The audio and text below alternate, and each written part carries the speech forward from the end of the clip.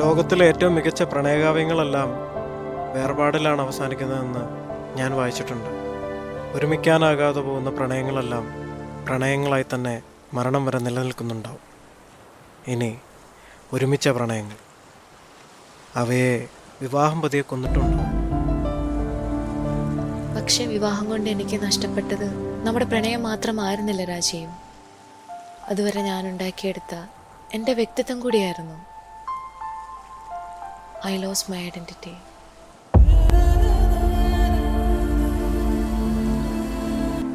എന്തൊക്കെ ആയി തീർന്നാലും എത്രയൊക്കെ സമ്പാദിച്ചാലും ഒരു സ്ത്രീക്ക് മറ്റൊരാളെ ആശ്രയിക്കാതെ ജീവിക്കാനാവില്ല.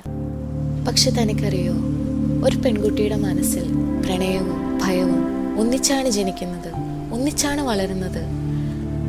അങ്ങനെ ഒരു വെറും പെണ്ണായിരുന്നു